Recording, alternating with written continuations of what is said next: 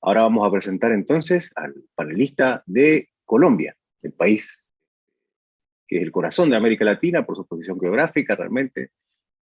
Precisamente es el profesor Luis Guillermo Vélez de Colombia, que es economista, doctor de tercer ciclo en Ciencias Económicas de la Universidad de París X. Se ha desempeñado en diversos campos de la profesión: investigación, consultoría, docencia, cargos ejecutivos. Sus áreas de interés han sido la macroeconomía, el crecimiento económico, la historia económica y la regulación de servicios públicos. Se desempeña como docente de la Universidad EAFIT de Medellín, Colombia. Desarrolla actividades de consultoría para la Asociación Nacional de Empresas de Servicios Públicos, ANDESCO, el Banco Interamericano de Desarrollo, el BID, el Banco Mundial, Bancoldex, Asocodis, Acolgen, Empresas Públicas de Medellín, la Fundación Give to Colombia, entre otras entidades. Adelante entonces, profesor Luis Guillermo Vélez, y muchas gracias por acompañarnos esta noche. Buenas noches, Eneas, y buenas noches a los amigos de América que han hecho estas presentaciones pues tan interesantes. Agradezco, Eneas, al Instituto por esta invitación y voy a contar un poco pues cómo veo la situación de Colombia al finalizar el 2021 y cómo se anticipa para el año próxima.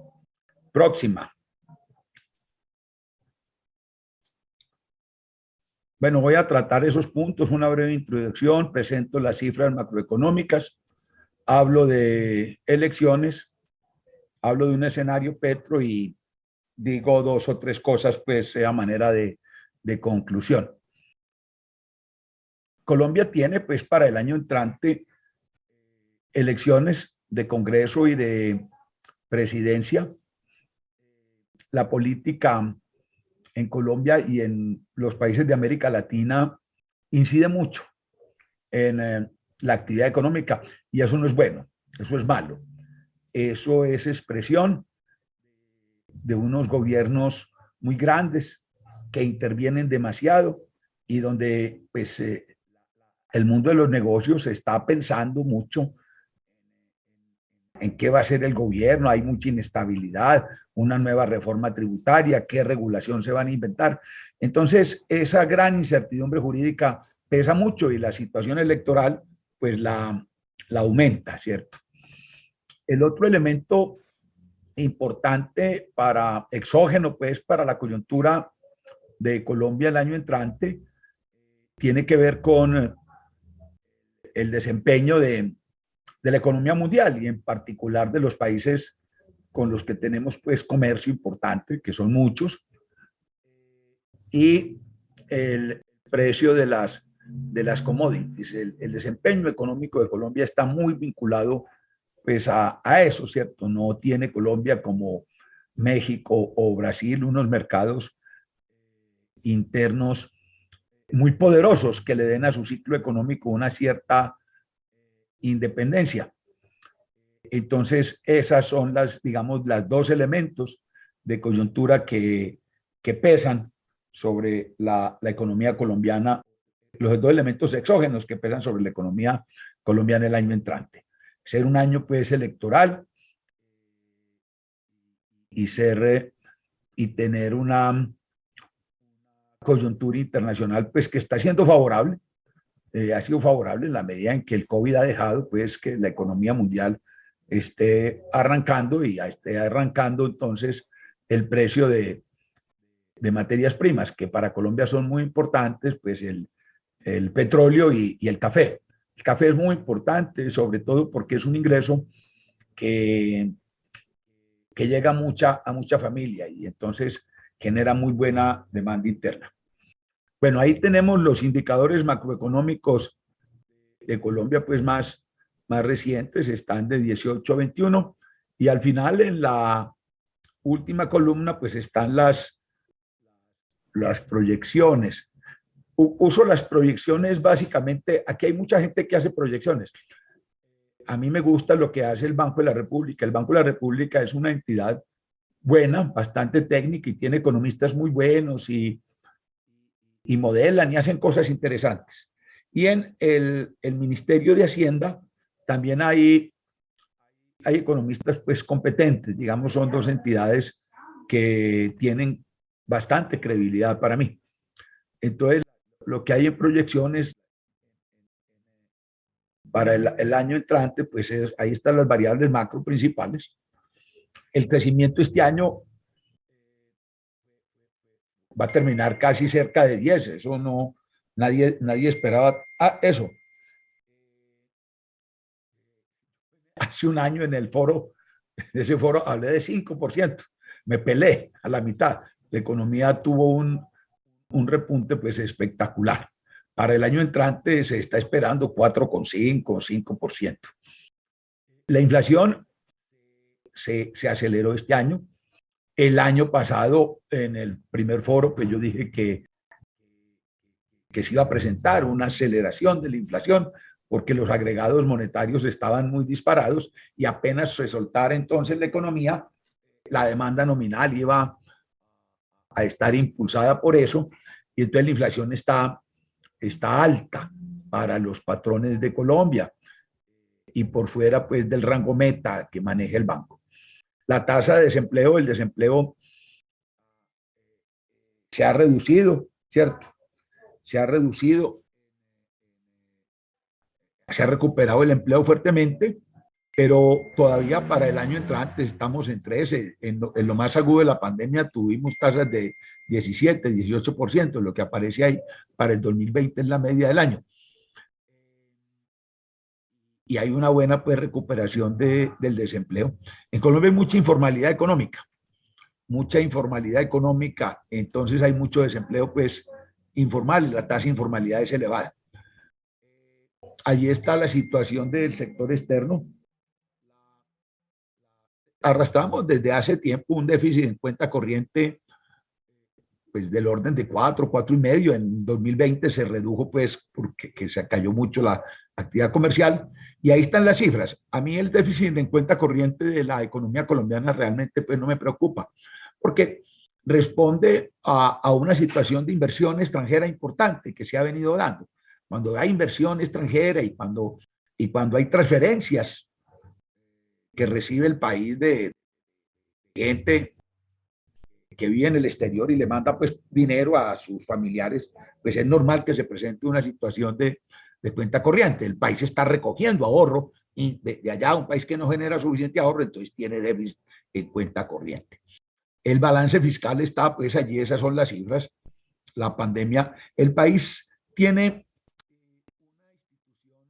una institucionalidad para lo fiscal interesante, pues ahí en la Constitución se metió allí una regla, pues como que obliga a tener metas fiscales razonables, pero ahora con la pandemia, pues todo eso se voló y estamos con un déficit fiscal muy grande que está siendo financiado pues con una deuda que ahí se ve cómo está creciendo, ¿cierto? Vamos para 70% del PIB, que es una deuda, una tasa de endeudamiento todavía sostenible para Colombia, pero que ya es inquietante. Finalmente, ahí está la política monetaria, la tasa de política monetaria, la tasa del Banco Central, pues el Banco Central ha bajado eso duro, pero yo creo que para el año entrante la tasa de intervención empieza a ascender nuevamente porque el banco se esforzará por controlar esa inflación. Nosotros tenemos todavía pues un banco independiente, con gente que llega allí buenos economistas y pueden hacer buen su trabajo y tienen el apoyo de un equipo técnico bastante interesante. Entonces, digamos, ese es el panorama. Pasemos a la próxima, por favor. Hablemos ahora de elecciones. Las elecciones, pues, en Colombia tenemos elecciones de Congreso y elecciones presidenciales. El sistema electoral de Colombia, al igual que el de varios países de América Latina, es un desastre. Es un desastre porque es un sistema electoral que ha acabado con los partidos. Tenemos los partidos, la duración, la consistencia, la coherencia de los partidos depende fundamentalmente del sistema electoral, no de cuentos de ideología ni nada por eso, nada por el estilo. Aquí introdujimos unas reformas al sistema electoral que acabaron con un bipartidismo muy sólido que había en Colombia. A algunos no les gustaba, pero era una situación que le daba opciones claras al elector y todo lo demás. Dejamos arrasar eso, y entonces tenemos todas las cosas que fragmentan los partidos y generan gran confusión en el elector. Ahí en esa tabla quise mostrar el número de candidatos. Yo creo que arrancó en el 90, algo así, que participan en elecciones en primera vuelta electoral. Es un número muy grande que genera confusión y genera riesgos, Allí para 2022 todavía en este momento tenemos 35, 40 precandidatos, pues buscando alianzas y reglas y cosas de aproximación. Hay un sistema previsto en el calendario electoral de primarias entre partidos y cosas de esas. Yo creo que se van a reducir pues, el número de candidatos, pero sigue siendo muy grande. Ahora, el hecho ahora de las elecciones es la importancia pues, que en la intención de voto trae Gustavo Petro. Gustavo Petro es un anticapitalista, es un comunista y tiene unas propuestas pues, muy criminales. Todo el repertorio criminal de control de precios, todo el repertorio que produce abastecimientos, todo el repertorio criminal de cerrar la economía, todo el repertorio criminal de financiar el gasto público con emisión monetaria, con todo lo tiene Gustavo Petro, amenazas claras de expropiar, en fin. Entonces, eso ha generado mucho susto y el susto ha sido tanto que muchos de los candidatos pues, del centro y de la derecha que tratan de disputarle el espacio haciendo propuestas muy similares. Yo hace poco escribí un artículo, yo tengo un blog, Luis Guillermo Vélez Álvarez blog, para el que quiera mirar allí, donde hablé de que aquí todo el mundo es petrista, que era como en Argentina. Pues empezó contando una historia de un reportero internacional que entrevista a Perón allá cuando él era presidente y le pregunta, bueno, ¿cómo se distribuyen las fuerzas políticas en Argentina? Y Perón dice, hombre, los hay de derecha, los hay de centro, los hay de izquierda. Y le dice el otro, pero ¿cómo así? ¿No hay peronistas? Y dice, pero no, pues claro, peronistas son todos, peronistas son todos. Hoy está pasando lo mismo en el debate electoral colombiano. Está Petro y todos los demás son petristas porque están haciendo planteamientos y eso es muy grave. Eso es muy grave. Hubo la posibilidad de que saliera una candidata interesante que estaba planteando tesis liberales claras, rotundas, que estaba confrontando de forma clara y rotunda a la extrema izquierda anticapitalista y el centro democrático en el proceso, el centro democrático del partido pues, de Uribe, de Álvaro Uribe, pues eligió otro candidato, al señor Oscar Iván Zuluaga, que es un personaje muy socialdemócrata y que se plega pues, a las propuestas del populismo.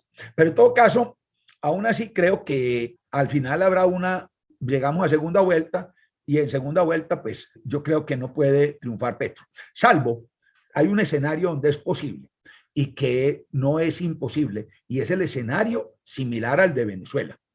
Los Chávez y los Maduros llegaron porque el establecimiento político claudicó y creyendo que no tenían mayores consecuencias, se fue con ellos. Entonces a mí, sí, el sector del Partido Liberal de César Gaviria y de Juan Manuel Santos, que apoyan a Petro en segunda vuelta, abierta o cerradamente, puede triunfar ese señor. Y eso sería nefasto para Colombia y para América Latina. Voy a hablar de lo que es el escenario Petro. Ya dije pues esta cosa. Entonces, el asunto con Petro es que tiene capacidad de hacer mucho daño. Tiene capacidad de hacer mucho daño y voy a decir por qué. Una, nosotros tenemos un Banco de la República autónomo, pero en su periodo está en condiciones de cambiar, porque se vencen los periodos de los economistas actuales, de poner gente suya. Y aquí gente que meter en esos cargos y para hacerle caso. Él necesitaría eso para hacer su política de financiación inflacionaria del déficit presupuestal, porque la regla constitucional exige el voto unánime de toda la Junta.